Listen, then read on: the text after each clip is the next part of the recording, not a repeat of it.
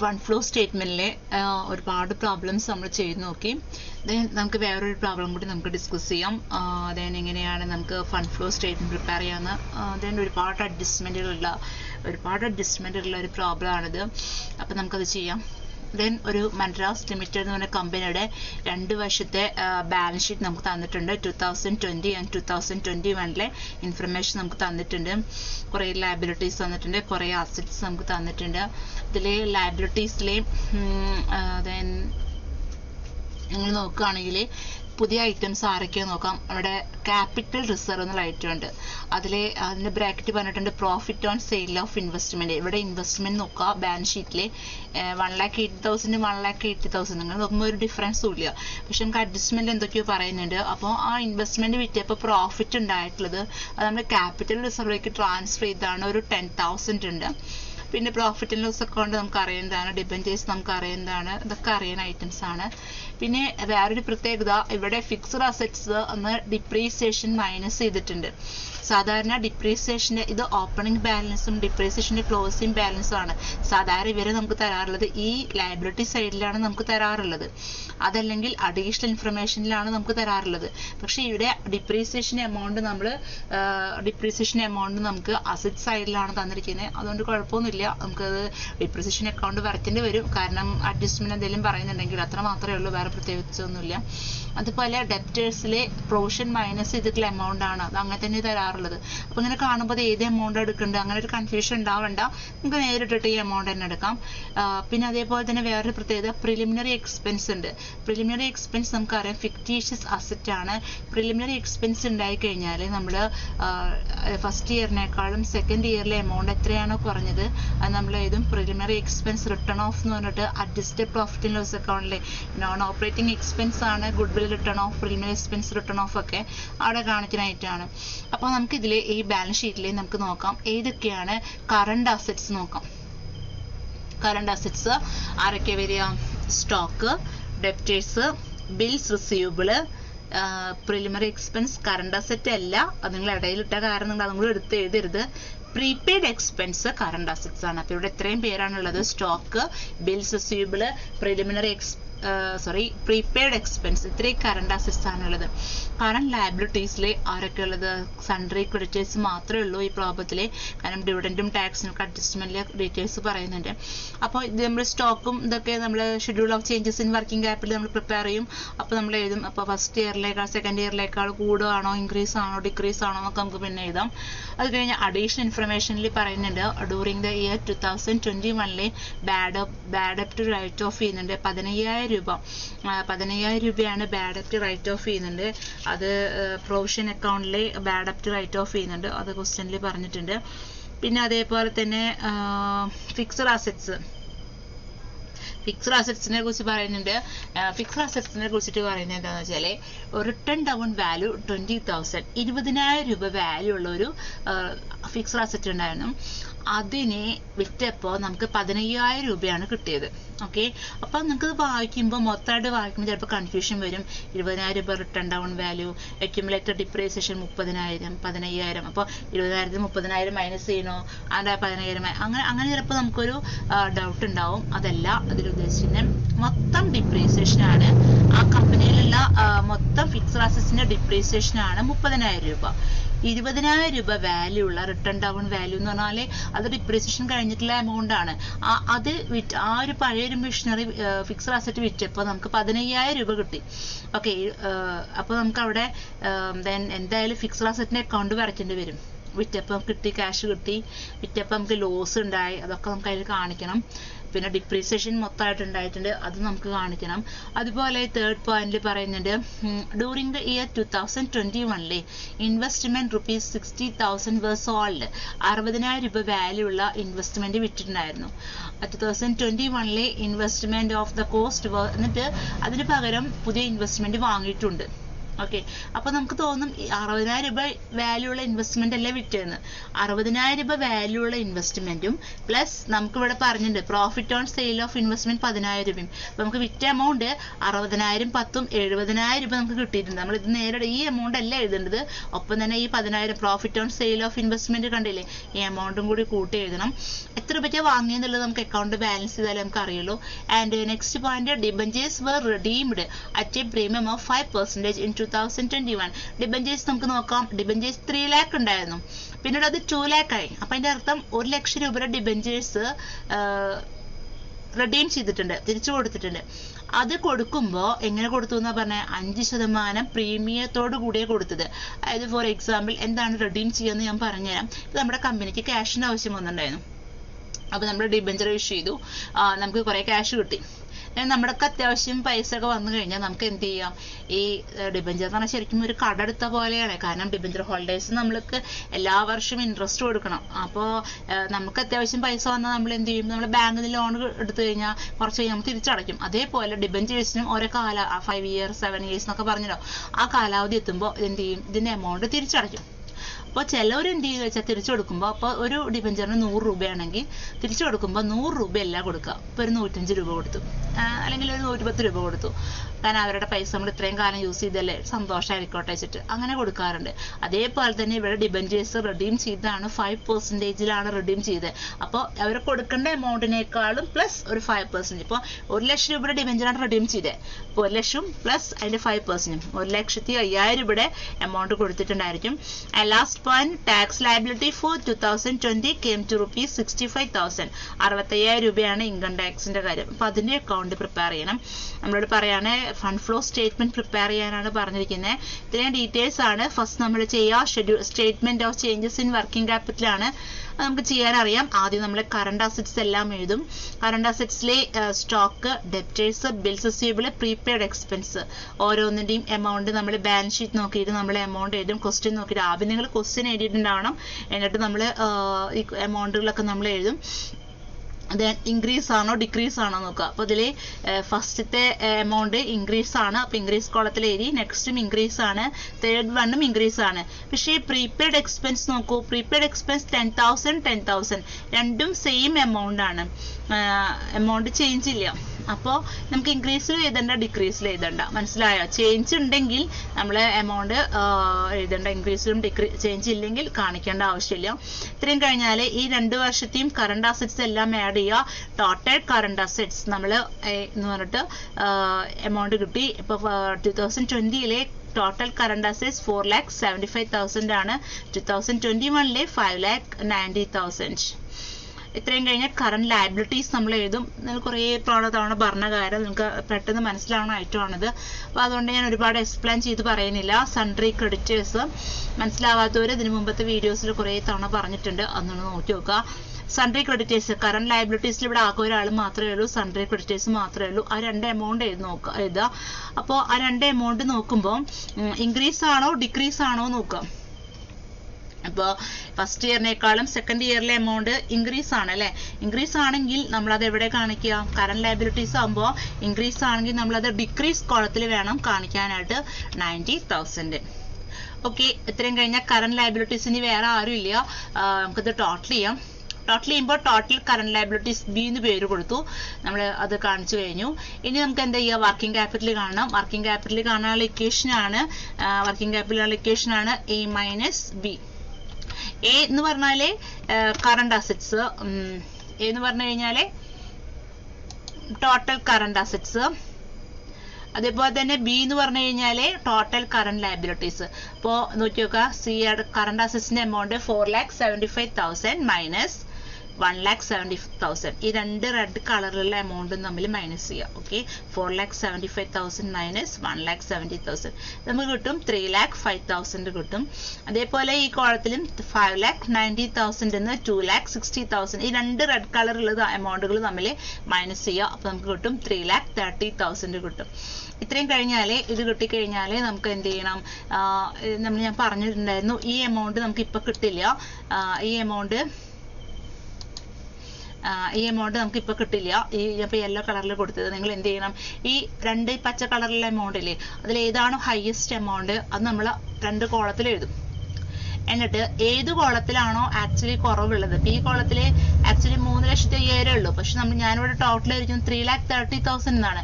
അപ്പൊ ഈ 2 എമൗണ്ടും തമ്മിലുള്ള ഡിഫറൻസ് അതാണ് ഞാനിവിടെ എഴുതിയിരിക്കുന്ന 25,000 എന്നുള്ളത്. അപ്പോൾ അത് മനസ്സിലായി കാണുന്നു വിചാരിക്കുന്നു. 25,000 കിട്ടിയത് എങ്ങനെയാണെന്ന് മനസ്സിലായി കാണുന്നു വിചാരിക്കുന്നു. ദെൻ ഇനി നമുക്ക് ഇത് ഇൻക്രീസ് ആണ്. ഫസ്റ്റ് ഇയറിനേക്കാളും സെക്കൻഡ് ഇയറിൽ ഇൻക്രീസ് അല്ല ഉണ്ടായിട്ടുള്ളത്. സെക്കൻഡ് ഇയർ വർക്കിംഗ് ക്യാപിറ്റലിലെ ഫസ്റ്റ് ഇയറിനേക്കാളും സെക്കൻഡ് ഇയറിലെ എമൗണ്ട് ഇൻക്രീസ് ആണ് ഉണ്ടായിരിക്കുന്നത്. അതുകൊണ്ടാണ് ഈ എമൗണ്ടിന് ഇൻക്രീസ് ഇൻ വർക്കിംഗ് ക്യാപിറ്റൽ എന്ന് പേര് പറയാനുള്ള കാരണം. ഇനി ഈ എമൗണ്ട് നമ്മൾ എഴുതേണ്ടത് വർക്കിംഗ് ക്യാപിറ്റലിലെ കറന്റ് ലയബിലിറ്റീസ് എഴുതുന്ന പോലെ തന്നെയാണ്. ഇൻക്രീസ് ആണെങ്കിൽ ഡിക്രീസ് കോളത്തിൽ വേണം എഴുതാനായിട്ട്. 25,000 എന്ന് കൊടുത്തു. ഇത്രയും കഴിഞ്ഞാലേ നമുക്ക് ഈ ലാസ്റ്റ് 2 കോളം ടോട്ടൽ ചെയ്യാം. ലാസ്റ്റ് 2 കോളം നമ്മൾ ഇതുവരെ ടോട്ടൽ ചെയ്തിട്ടുണ്ടായിരുന്നില്ല. അപ്പോൾ നമുക്ക് എല്ലാ എമൗണ്ടുകളും ഈ നീല കളറിലതും പച്ച കളറിലതും ഒക്കെ കൂടി കൂട്ടാം. ഈ എമൗണ്ട് ടോട്ടൽ ചെയ്യുമ്പോൾ 1,15,000 വരും. ഈ കോളം ടോട്ടൽ ചെയ്യുമ്പോഴും 1,15,000 വരും. ഓക്കെ, ഇനി നമുക്ക് അഡ്ജസ്റ്റ്മെന്റ് പറഞ്ഞിട്ടുള്ള ഓരോ അക്കൗണ്ട്സ് നമുക്ക് പ്രിപ്പയർ ചെയ്യാം. ഫസ്റ്റ് ഞാനിവിടെ ഫിക്സഡ് അസറ്റ് അക്കൗണ്ട് ആണ് പ്രിപ്പയർ ചെയ്യുന്നത്. കാരണം അഡ്ജസ്റ്റ്മെന്റിൽ പറഞ്ഞിട്ടുണ്ടായിരുന്നു.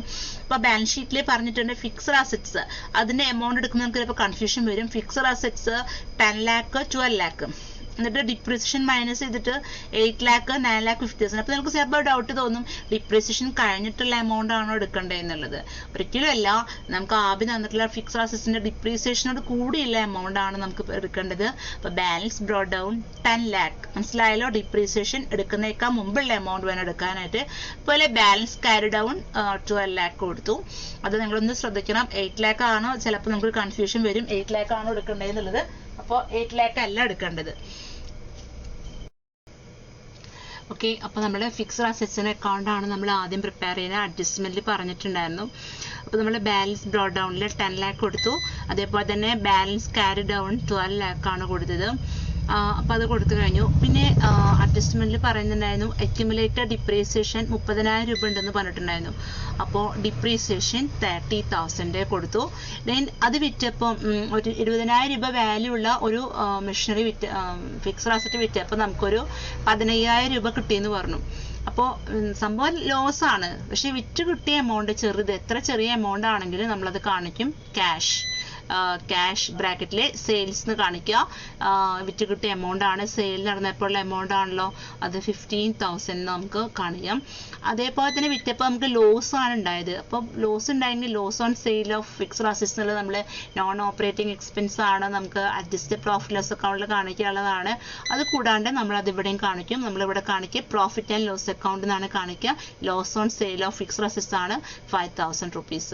പിന്നെ ബാലൻസ് ക്യാരി ഡൗൺ ഇത്രയും ചെയ്യാം. അപ്പോൾ നമുക്ക് ഈ എമൗണ്ട് നമുക്ക് കിട്ടിയിട്ടുണ്ടാവില്ല. ഈ എമൗണ്ട് നമുക്ക് എങ്ങനെ കിട്ടാന്ന് വെച്ച് കഴിഞ്ഞാൽ ഇതൊഴികെ ബാക്കിയുള്ള എല്ലാ ഐറ്റംസും എഴുതുക. എന്നിട്ട് ഡെബിറ്റ് സൈഡിൽ ടോട്ടൽ ചെയ്യുമ്പോൾ 10 lakh വരുള്ളൂ. പക്ഷെ ക്രെഡിറ്റ് സൈഡിൽ ടോട്ടൽ ചെയ്യുമ്പോൾ നമുക്ക് 12,50,000 വരും. എന്നിട്ട് ഏതാണോ വലിയ എമൗണ്ട് ആ വലിയ എമൗണ്ട് നമ്മൾ 2 സൈഡിലും കാണിക്കണം. അപ്പോൾ 2 സൈഡിലും കാണിച്ചു. ബാക്കി ആ ഡിഫറൻസ് ഈ 10 lakhും 12,50,000 തമ്മിലുള്ള ഡിഫറൻസ് 2,50,000 നമ്മൾ എന്ത് കാണിക്കും? Cash purchase fixed. ഞാൻ പറഞ്ഞിട്ടുണ്ടായിരുന്നു അസറ്റ്സ് അക്കൗണ്ട് വരയ്ക്കുമ്പോൾ ബാലൻസ് എമൗണ്ടിന് ഏത് സൈഡിൽ വന്നാലും ക്യാഷ് തന്നെയാണ് കാണിക്കുക. ഇവിടെ ഒരു ക്യാഷ് ഉണ്ടെങ്കിലും നമുക്കത് വീണ്ടും കാണിക്കാം. ക്യാഷ് ഏത് സൈഡിലായാലും നമുക്ക് കാണിക്കും. ബ്രാക്കറ്റിലെ പർച്ചേസ് ബാലൻസ് ഫിഗർ 2,50,000. ക്യാഷിന്റെ amount cash purchase of fixed assets 2,50,000. അടുത്തത് നമുക്ക് ഡിപ്രീസിയേഷൻ അക്കൗണ്ട് പ്രിപ്പയർ ചെയ്യാം. ചില പ്രോബ്ലത്തിൽ നമ്മൾ ഡിപ്രീസിയേഷൻ അക്കൗണ്ട് പ്രിപ്പയർ ചെയ്യാൻ പറ്റില്ല. കാരണം ഡിപ്രീസിയേഷൻ അക്കൗണ്ട് ഓപ്പണിംഗ് ബാലൻസും ക്ലോസിംഗ് ബാലൻസും നമുക്ക് അറിയാറില്ല. പക്ഷേ ഈ ക്വസ്റ്റ്യനിൽ നമുക്ക് ബാലൻസ് ഷീറ്റിന്റെ അസറ്റ് സൈഡിൽ തന്നിട്ടുണ്ട്, ഡിപ്രീസിയേഷന്റെ ഓപ്പണിംഗും ക്ലോസിംഗും തന്നിട്ടുണ്ട്. അപ്പോൾ അതിന് നമുക്ക് ബാലൻസ് ബ്രോട്ട് ഡൗൺ കൊടുക്കാം. 2 lakh rupees ആണ് ഡിപ്രീസിയേഷന്റെ 2 lakh ബാലൻസ് ബ്രോട്ട് ഡൗൺ. അതുപോലെ തന്നെ ബാലൻസ് ക്യാരി ഡൗൺ 2,50,000. അത്ര നമുക്ക് കാണിച്ചു. പിന്നെ നമുക്ക് എഴുതുന്നത് ഒരു ഫിക്സഡ് അസറ്റ്സിന് 30,000 രൂപ ഡിപ്രീസിയേഷൻ ഉണ്ടായിരുന്നു, അക്യുമുലേറ്റഡ് ഡിപ്രീസിയേഷൻ ഉണ്ടായിട്ടുണ്ടെന്ന് പറഞ്ഞു. നമുക്കറിയാം ഡിപ്രീസിയേഷൻ ഉണ്ടായി കഴിഞ്ഞാൽ journal entry depreciation account to fixed assets ആണ്. അപ്പോൾ ഡിപ്രീസിയേഷൻ അക്കൗണ്ടിൽ നമ്മൾ എങ്ങനെ എഴുതും? To fixed assets. ഡെബിറ്റ് സൈഡിൽ നമ്മൾ കാണിച്ചു 30,000 രൂപ. അപ്പോൾ ഈ എമൗണ്ട് നമുക്ക് കിട്ടിയിട്ടുണ്ടാവില്ല. അതിന് മുമ്പ് നമ്മൾ എന്ത് ചെയ്യണം, ഇത് നമുക്ക് ലാസ്റ്റ് ബാലൻസ് ഫിഗർ ആണ്.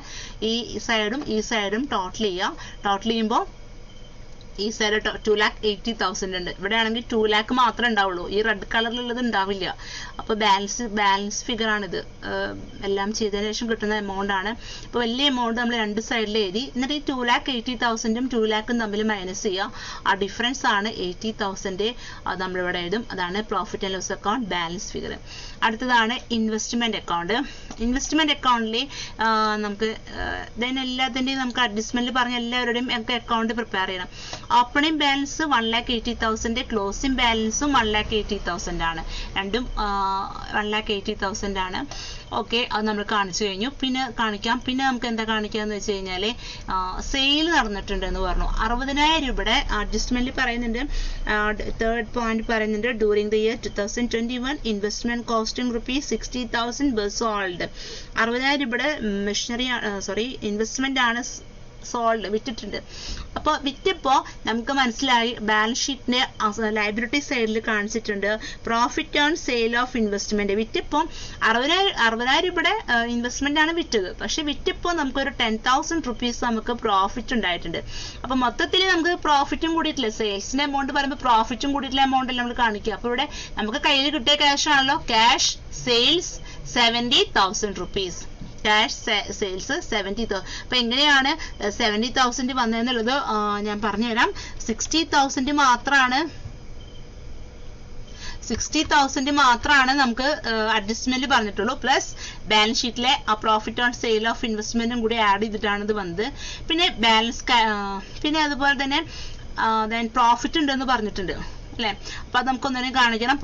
ക്യാപിറ്റൽ റിസർവ് ഇൻവെസ്റ്റ്മെന്റ് കിട്ടിയിട്ടില്ല. പ്രോഫിറ്റ് ആണെങ്കിൽ ഈ സൈഡിലും, അതിപ്പോ മെഷീനറി ആണെങ്കിലും ഏതാണെങ്കിലും പിറ്റേപ്പോ കിട്ടിയിട്ടുള്ള പ്രോഫിറ്റ് ആണെങ്കിൽ ഈ സൈഡിലും, ലോസ് ആണെങ്കിൽ ഈ സൈഡിലും. ഇപ്പൊ കണ്ടില്ല, നമ്മുടെ machinery account fixed asset account വരച്ചപ്പോൾ ലോസ് ആണെങ്കിൽ ഈ സൈഡിലാണ് കാണിക്കുക. ഇവിടെ പ്രോഫിറ്റ് ആണ് ഉണ്ടായത്, പ്രോഫിറ്റ് ഓൺ സെയിൽ. നമ്മൾ ക്യാപിറ്റൽ റിസർവ് എന്നാണ് ബാലൻസ് ഷീറ്റിൽ തന്നിരിക്കുന്നത്. അപ്പൊ അതേപോലെ തന്നെ ഇത് 10,000 rupees. ഇത്രയും കഴിഞ്ഞാലേ നമുക്ക് ഇത് എന്ത് ചെയ്യുക, ബാലൻസ് ചെയ്യുക. അപ്പൊ ഇത് ബാലൻസ് ചെയ്യുമ്പോൾ ഈ എമൗണ്ട്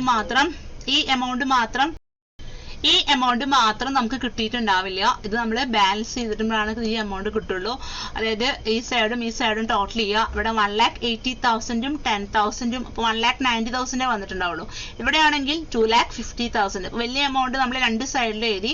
എന്നിട്ട് ഈ എമൗണ്ട് നിന്ന് മൈനസ് ചെയ്യുക. 2,50,000 1,90,000 മൈനസ് ചെയ്യുക. അപ്പൊ നമുക്ക് കിട്ടും 60,000 കിട്ടും. ഈ എമൗണ്ടിനെ നമുക്കറിയാം, ഇൻവെസ്റ്റ്മെന്റും മെഷീനറിയും ബിൽഡിങ്ങും അസറ്റും ഒക്കെ ആണെങ്കിൽ നമുക്ക് ബാലൻസ് ഫിഗറിനെ ക്യാഷ് എന്നാണ് കൊടുക്കുക. ഈ സൈഡിലാണ് ബാലൻസ് വന്നെങ്കിൽ പർച്ചേസ് എന്നാണ് കാണിക്കുക. ബാലൻസ് ഫിഗർ എങ്ങനെ വന്നതെന്നുള്ളത് കാണിച്ചാണ്. എങ്ങനെ വന്ന ഈ എമൗണ്ട് എവിടെ നിന്ന് കിട്ടിയെന്ന് സംശയം തോന്നുന്നുണ്ട്. ബാലൻസ് ഫിഗർ ആണെന്നുള്ളത് മനസ്സിലാക്കാൻ വേണ്ടിയിട്ടാണ് അവിടെ BAL ഫിഗർ എന്ന് കൊടുക്കാനുള്ള കാരണം. ഓക്കെ, നെക്സ്റ്റ് ആണ് നമുക്ക് ഇനി അഡ്ജസ്റ്റ്മെന്റ് പറഞ്ഞ ഡിവിഡൻഡ് അക്കൗണ്ട് ആണ് വരയ്ക്കുന്നത്. കാരണം ഡിവിഡൻഡ് അക്കൗണ്ട് വരയ്ക്കാനുള്ള കാരണം എന്ന് വെച്ച് കഴിഞ്ഞാൽ അഡ്ജസ്റ്റ്മെന്റിൽ ഡിവിഡൻഡ് അക്കൗണ്ടിനെ കുറിച്ചിട്ട് ഒന്നും പറയുന്നില്ല. പക്ഷേ ഡിവിഡൻഡ് അക്കൗണ്ട് വരയ്ക്കാനുള്ള കാര്യം ഓപ്പണിങ്ങും ക്ലോസിങ്ങും ബാലൻസ് ഉണ്ട്. പിന്നെ അതേപോലെ തന്നെ നമ്മൾ സാധാരണ ഡിവിഡൻഡ് അക്കൗണ്ടിൽ ഇതൊരു ഹിഡൻ ഇൻഫർമേഷൻ ആണ്. അതായത് ഇത് നമുക്ക് തന്നിട്ടുണ്ടാവില്ല, നമുക്കറിയാം. അതിനിപ്പോ വരച്ചില്ലെങ്കിൽ നമുക്ക് പെട്ടെന്ന് മനസ്സിലാക്കാം. ഞാൻ മുമ്പ് പറഞ്ഞു തന്നിട്ടുണ്ടായിരുന്നു, ഫസ്റ്റ് ഇയറിലെ എമൗണ്ട് ആണ് ഡിവിഡൻഡ് കൊടുത്തിട്ടുണ്ടാവുക. സെക്കൻഡ് ഇയറിലെ എമൗണ്ട് ആണ് നമ്മൾ ക്യാഷ് ഫ്ലോ പഠിക്കുമ്പോൾ പറഞ്ഞിട്ടുണ്ടായിരുന്നു. ക്യാഷ് ഫ്ലോയിൽ ഞാൻ പറഞ്ഞിട്ടുണ്ടായിരുന്നു ഫസ്റ്റ് ഇയറിലെ എമൗണ്ട് നമ്മൾ ഇതിൽ കാണിക്കും. ഫസ്റ്റ് ഇയറിലെ എമൗണ്ട് ആണ് ഡിവിഡൻഡ് പെയ്ഡ് എന്ന് പറഞ്ഞിട്ട് നമ്മൾ കാണിക്കുക. നമ്മുടെ ഫിനാൻസിങ് ആക്ടിവിറ്റീസിലെ സെക്കൻഡ് കോളത്തിലെ എമൗണ്ട് ആണ് നമ്മൾ എവിടെ കാണിക്കുക, അഡ്ജസ്റ്റഡ് പ്രോഫിറ്റ് ആൻഡ് ലോസ് അക്കൗണ്ടിൽ കാണിക്കേണ്ടത്. അവിടെ നമ്മൾ ഓപ്പറേറ്റിംഗ് ആക്ടിവിറ്റീസിലാണ് നമ്മൾ കാണിച്ചിരുന്നത്. അപ്പൊ അങ്ങനെ നോക്കിയാലും മതി. ഇനി അതെല്ലാം നമുക്ക് കൺഫ്യൂഷൻ ആണെങ്കിൽ നിങ്ങൾ ഇങ്ങനെ ചെയ്താൽ മതി. ഒന്നില്ലെങ്കിൽ ഇങ്ങനെ ചെയ്യാം, അതല്ലെങ്കിൽ ഇതിന് ഡിവിഡൻഡ് അക്കൗണ്ട് വരയ്ക്കണമെന്നില്ല. അഡ്ജസ്റ്റ്മെന്റ് ഒന്നും പറയാത്ത കാരണം വരച്ചില്ലെങ്കിൽ നിങ്ങൾക്ക് എമൗണ്ട് എടുക്കാൻ. ഇപ്പൊ ബാക്കിയുള്ള ഐറ്റംസ് ഒക്കെ ആണെങ്കിൽ ആ ഫസ്റ്റ് ഇയറും സെക്കൻഡ് ഇയറും തമ്മിലുള്ള ഡിഫറൻസ് ആണ് എടുക്കുക. ഡിവിഡൻഡ് മാത്രം അങ്ങനെയല്ല എടുക്കുക. അപ്പോൾ ഞാൻ അതൊന്നും നിങ്ങൾക്ക് കൺഫ്യൂഷൻ ആവണ്ടാന്ന് വെച്ചിട്ടാണ് ഞാൻ അക്കൗണ്ട് ഒന്ന് കാണിച്ചു തന്നെ. Dividend account balance brought down, balance carry down എഴുതി. കാരണം ഇതിന്റെ ലയബിലിറ്റി സൈഡിലായിട്ടായ കാരണമാണ് ബ്രോഡ് ഡൗൺ, ക്രെഡിറ്റ് സൈഡിൽ കൊടുക്കാനുള്ള കാരണം. അതുപോലെ തന്നെ ക്യാരി ഡൗണും കൊടുത്തു കഴിഞ്ഞു. ഇനി നമുക്ക് ക്യാഷ് എന്ന് പറഞ്ഞിട്ട് ലാസ്റ്റ് ഇയർ ഡിവിഡൻഡ് ഫസ്റ്റ് കോളത്തിലെ എമൗണ്ട്. ഇത് നമുക്ക് തന്നിട്ടില്ലെങ്കിൽ നമുക്ക് അറിയാം ഫസ്റ്റ് കോളത്തിലെ എമൗണ്ട്, അതായത് കഴിഞ്ഞ വർഷത്തെ ഡിവിഡൻഡ് ആണ് നമ്മൾ ഈ വർഷം കൊടുക്കാം. ഓക്കെ, ലാസ്റ്റ് ഇയർ ഡിവിഡൻഡ് 30,000 രൂപ.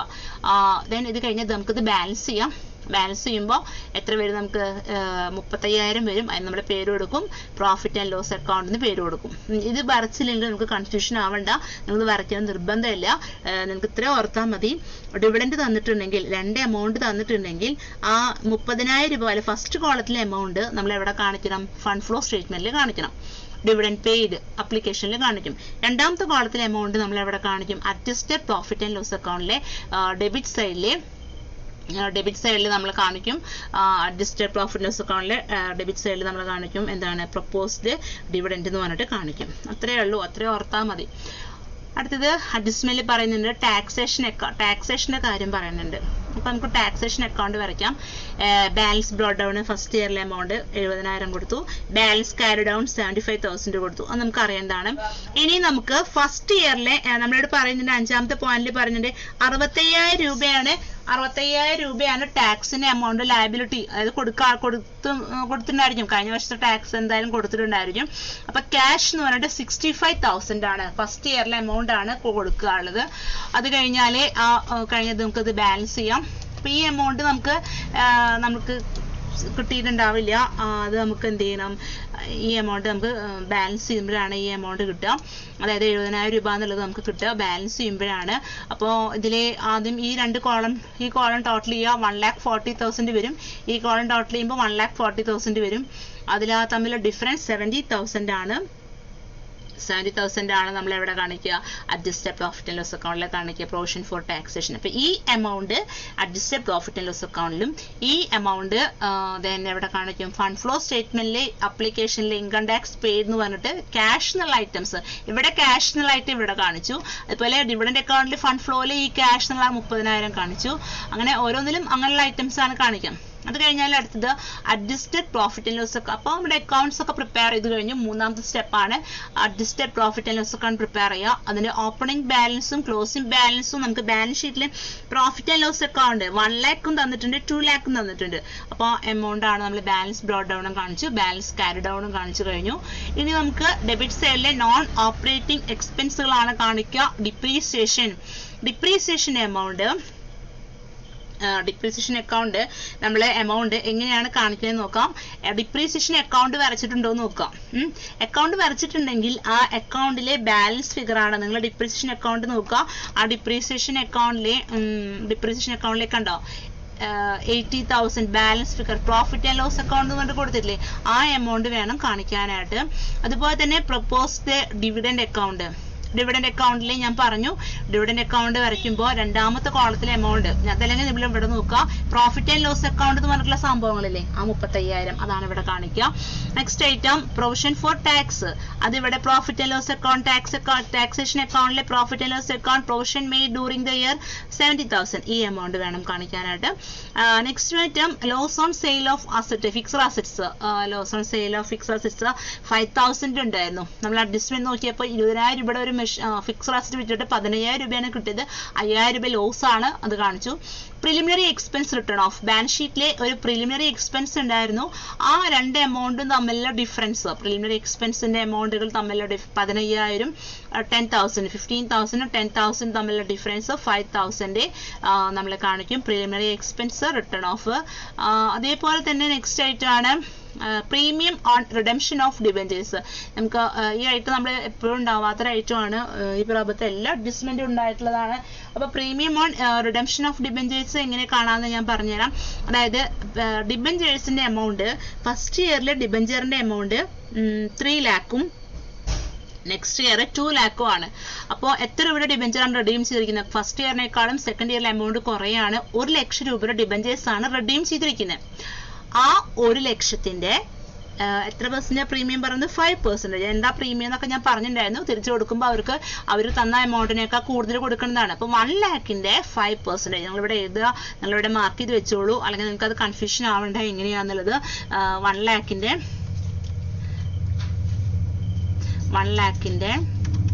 കൊടുത്ത ശരിയാവില്ല.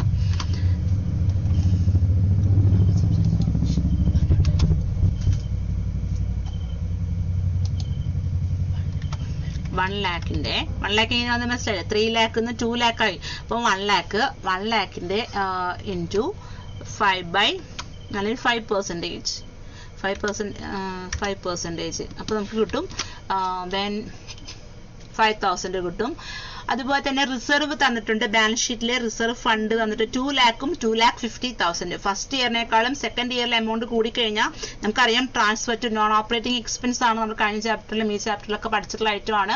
അപ്പോൾ കൂടുതൽ ഡീറ്റെയിൽസ് പറയേണ്ട ആവശ്യമില്ല. അപ്പോൾ ആ എമൗണ്ട് കാണിച്ചു കഴിഞ്ഞു. ഇത്രയും കഴിഞ്ഞാൽ നമുക്ക് ബാലൻസ് ചെയ്യാം. ബാലൻസ് ചെയ്യുമ്പോൾ നമുക്ക് കിട്ടും ഫണ്ട് ഫ്രം ഓപ്പറേഷൻ ആണ് കിട്ടുക. Adjusted profit and loss account prepare ചെയ്യുമ്പോൾ ബാലൻസ് ഫിഗർ ഇവിടെ വലിയൊരു എമൗണ്ട് ആണ്. 3,50,000 rupees ആണ് നമുക്ക് ഫണ്ട്സ് ഫ്രം ഓപ്പറേഷൻ കിട്ടുക. അപ്പോൾ അത് കിട്ടിക്കഴിഞ്ഞാൽ അത് കഴിഞ്ഞു. ലാസ്റ്റ് സ്റ്റെപ്പാണ് ഫണ്ട് ഫ്ലോ സ്റ്റേറ്റ്മെന്റ് പ്രിപ്പയർ ചെയ്യുക. സോഴ്സസ് ഉണ്ടായിരിക്കും, അപ്ലിക്കേഷൻ ഉണ്ടായിരിക്കും. അതിൽ സോഴ്സിൽ വരുന്ന items issue of shares, redemption of shares നമുക്കറിയാവുന്നതാണ് അല്ലേ. ഇഷ്യൂ ഓഫ് ഷെയർസ് ക്വസ്റ്റ്യനിലെ ഷെയർ ക്യാപിറ്റൽ നോക്കുക. 6 lakh ഉണ്ട്, 7 lakh ഉണ്ട്. ഫസ്റ്റ് ഇയറിനേക്കാളും സെക്കൻഡ് ഇയറിലെ എമൗണ്ട് കൂടുകയാണ് ചെയ്തത്. അപ്പോൾ നമുക്കറിയാം ഫസ്റ്റ് ഇയറിനേക്കാളും സെക്കൻഡ് ഇയറിലെ എമൗണ്ട് കൂടിക്കഴിഞ്ഞാൽ ഇഷ്യൂ ആണ്. Issue shares 1 lakh. അതുപോലെ നമുക്ക് ഡിബഞ്ചേഴ്സ് നോക്കുക. ഡിബഞ്ചേഴ്സിന്റെ എമൗണ്ട് 3 lakh ഉള്ളത് 2 lakh ആയി. പക്ഷേ അവിടെ നമ്മൾ കൊടുക്കുമ്പോൾ 1 lakh ആണ് ഡിഫറൻസ് ഉള്ളൂ. പക്ഷെ ഒരു 5,000 രൂപ പ്രീമിയം ഉണ്ട്. Redemption of debentures including premium 1,05,000 രൂപ. അതുപോലെ തന്നെ നമുക്ക് ഇൻവെസ്റ്റ്മെന്റ് ഫിക്സഡ് അസറ്റ് ഒക്കെ നോക്കണം. അത് നമുക്ക് അക്കൗണ്ട് തന്നെ നോക്കിയാലേ ക്ലിയർ ആവുള്ളൂ. ഫിക്സഡ് അസറ്റ്സിന്റെ അക്കൗണ്ട് നോക്കുക. ഫിക്സഡ് അസറ്റ്സിന്റെ അക്കൗണ്ട് നോക്കുമ്പോൾ മനസ്സിലാവും ഒരു ക്യാഷ് എന്നുള്ള ഐറ്റം കണ്ടോ. ഇവിടെയും ഒരു ക്യാഷ് ഉണ്ട്, ഇവിടെയും ഒരു ക്യാഷ് ഉണ്ട്. ഡെബിറ്റ് സൈഡിൽ ക്യാഷിന് പർച്ചേസും ക്രെഡിറ്റ് സൈഡിൽ ക്യാഷിന് സെയിൽസും കൊടുത്തിട്ടുണ്ട്. അപ്പോൾ സെയിൽ ആണെങ്കിൽ ക്യാഷ് ഇങ്ങോട്ട് വരികയല്ല ചെയ്തത്, സോഴ്സ് ഫണ്ട് വരികയല്ല ചെയ്തത്. അപ്പം നമ്മൾ സോഴ്സിൽ കാണിക്കും. ഈ 15,000 രൂപ സോഴ്സിൽ കാണിക്കും. നമ്മൾ ഒരു ഫിക്സഡ് അസറ്റ് വാങ്ങുമ്പോൾ നമ്മുടെ കയ്യിൽ നിന്ന് ക്യാഷ് പോവുകയാണ് ചെയ്യുന്നത്. അപ്പോൾ നമ്മൾ എവിടെ കാണിക്കുക? നമ്മുടെ കയ്യിൽ നിന്ന് ക്യാഷ് പോകുമ്പോൾ അത് അപ്ലിക്കേഷനിലാണ് കാണിക്കുക. അപ്പോൾ ഇവിടെ സെയിൽ ഓഫ് ഫിക്സഡ് അസറ്റ്സും കാണിക്കും, പർച്ചേസ് ഓഫ് ഫിക്സഡ് അസറ്റ്സും കാണിക്കും. അപ്പോൾ നമ്മൾ ഫണ്ട് ഫ്ലോ സ്റ്റേറ്റ്മെന്റിൽ ഇവിടെ നോക്കുക. Sale of fixed assets 15,000, purchase of fixed assets 2,50,000. അതുപോലെ ഇൻവെസ്റ്റ്മെന്റ് നോക്കുക. ഇൻവെസ്റ്റ്മെന്റ് ഇതുപോലെ 2 ക്യാഷ് ഉണ്ട്, സെയിലും ഉണ്ട്, പർച്ചേസും ഉണ്ട്. പർച്ചേസ് ഓഫ് ഇൻവെസ്റ്റ്മെന്റ് 60,000 രൂപ ഇവിടെ കാണിക്കുക. സെയിൽ ഓഫ് ഇൻവെസ്റ്റ്മെന്റ് സോഴ്സ് നമുക്ക് കയ്യിൽ ഇൻവെസ്റ്റ്മെന്റ് വിട്ടപ്പോൾ നമ്മുടെ കയ്യിൽ ക്യാഷ് വരില്ലേ ചെയ്ത്. അപ്പോൾ അത് നമ്മൾ കാണിച്ചു. പിന്നെ നമുക്ക് വരുന്ന ഐറ്റംസ് ആണ് dividend paid, income tax paid. ആ ഫോർമാറ്റ് പഠിച്ച് നമുക്ക് എളുപ്പമാണ് ചെയ്യാനായിട്ട്. Dividend paid, income tax paid. അത് കഴിഞ്ഞാൽ ഇൻക്രീസ് ആണോ വർക്കിംഗ് ക്യാപിറ്റൽ, ഡിക്രീസ് ആണോ നോക്കും. ഡിക്രീസ് ഇൻ വർക്കിംഗ് ക്യാപിറ്റൽ ആണെങ്കിൽ സോഴ്സ് ആണ്, ഇൻക്രീസ് ഇൻ വർക്കിംഗ് ക്യാപിറ്റൽ ആണെങ്കിൽ അത് അപ്ലിക്കേഷൻ ആണ്. അപ്പോൾ അപ്ലിക്കേഷൻ ആയതുകൊണ്ട് ഇൻക്രീസ് ഇൻ വർക്കിംഗ് ക്യാപിറ്റൽ ഇവിടെ കാണിച്ചു. ഫണ്ട് ഫ്രം ഓപ്പറേഷൻ പിന്നെ ഒന്നും നോക്കാനില്ല. ഫണ്ട് ഫ്രം ഓപ്പറേഷൻ എന്ന് പറഞ്ഞാൽ നമുക്ക് സോഴ്സ് ആണ്, നമുക്ക് ഫണ്ട് കിട്ടിയതല്ലേ. അപ്പോൾ ഇത്ര ഐറ്റംസ് ആണ് ഇവിടെ ഉള്ളത്. അപ്പോൾ നമുക്ക് ഇത് ടാലി ആണോ നോക്കുക, ഫണ്ട് ഫ്ലോ സ്റ്റേറ്റ്മെന്റ് ടാലി ആണോ നോക്കുക. ടാലി ആണെങ്കിൽ നമ്മുടെ പ്രോബ്ലം ഇത്ര നേരം ചെയ്ത് കറക്റ്റ് ആണ്, അതല്ലെങ്കിൽ എവിടെ മിസ്റ്റേക്ക് ഉണ്ടെന്നാണ് അർത്ഥം. അപ്പോൾ നമ്മൾ ചെയ്ത് നോക്കുക. എല്ലാ അഡ്ജസ്റ്റ്മെന്റും കൂടിയിട്ടുള്ള ഒരു പ്രോബ്ലം ആണ്. അപ്പോൾ നമുക്ക് ഇനി ഈ ചാപ്റ്റർ അവസാനിപ്പിക്കുകയാണ്. ഒരുപാട് പ്രോബ്ലംസ് നമ്മൾ ചെയ്തു, അവസാനിപ്പിക്കുകയാണ്. എന്തെങ്കിലും ഡൗട്ട്സ് ഉണ്ടെങ്കിൽ ചോദിക്കുക. ദെൻ നമുക്ക് ഇനി അടുത്ത ക്ലാസ്സിലെ പുതിയ ചാപ്റ്റർ സ്റ്റാർട്ട് ചെയ്യാം. Okay, thank you.